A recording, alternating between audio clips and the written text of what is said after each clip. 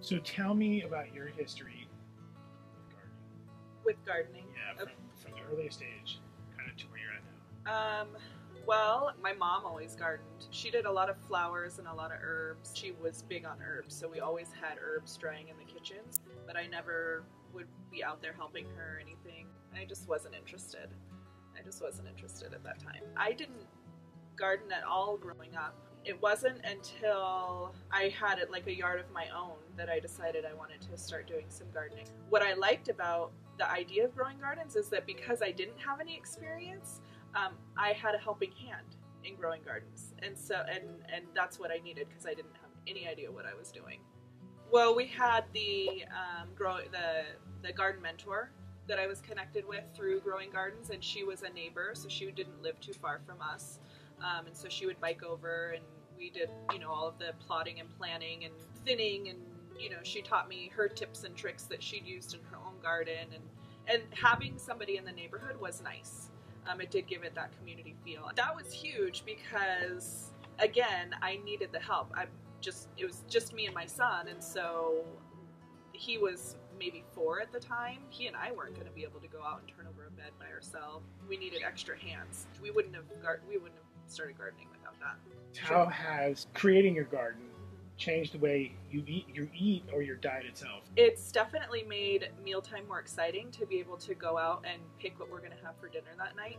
Last year we had a lot of sweet peppers growing, and so we would go out and pick our sweet peppers right from the garden and take them in and cook them up and have them for dinner, and it was just easy and fun and fresh and engaging, and so there was that investment to eat what you had grown. How has that relationship with food changed now, as far as vegetables? Mm-hmm.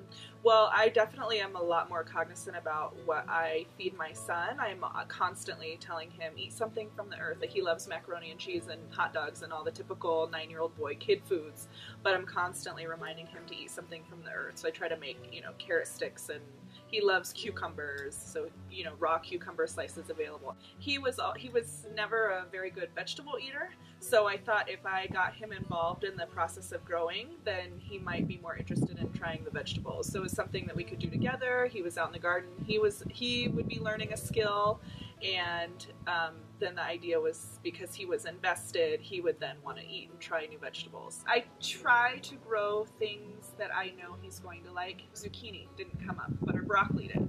And he was like, well, at least the good stuff is growing. I mean, I go into the store and I see how much things cost, and I'm like, I can grow that. Yeah.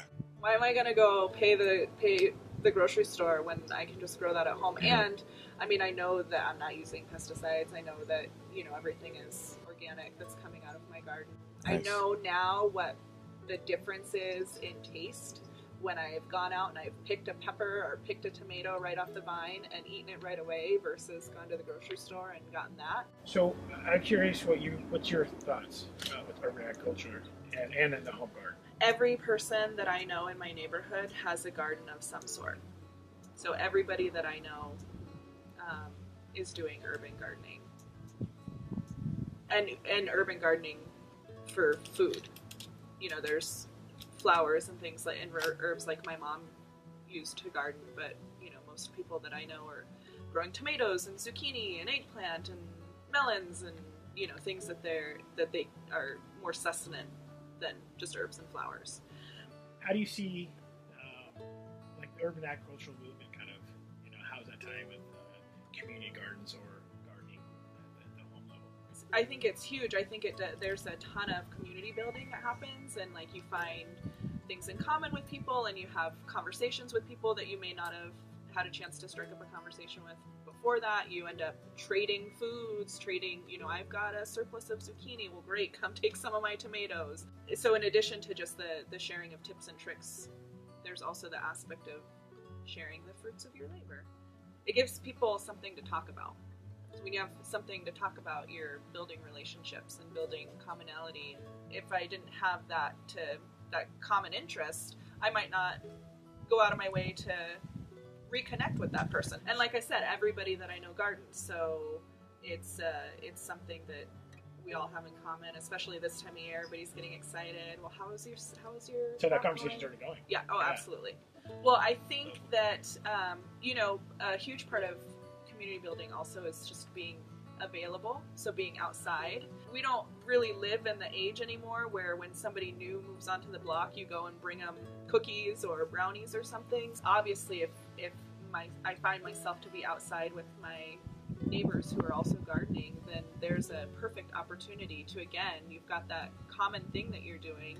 You could be doing it individually and isolated, and you work in your space and I'll work in my space, or why don't we chat about what we're doing? Why don't we connect? It's kind of an in to a bigger conversation, or it can be.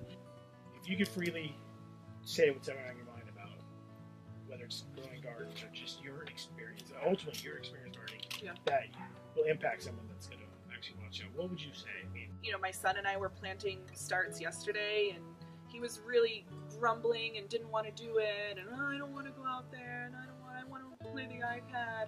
When I made him go out there, I showed him what to do. By the time we got to planting our last plant, he was like, "Oh, I'm sad. I wish we had more to plant." He was talking about how, he wants to have a garden when he grows up, so it just keeps going. It's not just the food that you're planting. For me, especially as a parent, I'm planting these ideas and skills and hobbies and interests that are outside and leading to healthier choices. Don't be afraid. Don't be afraid to ask questions. Don't be afraid to look at websites. Don't be afraid to do trial and error. Don't be afraid to go to a workshop. Don't be afraid to go to free plant distribution day. I still go. I went this weekend even though I graduated 2 years ago. Just get out there and try stuff. Get your hands dirty.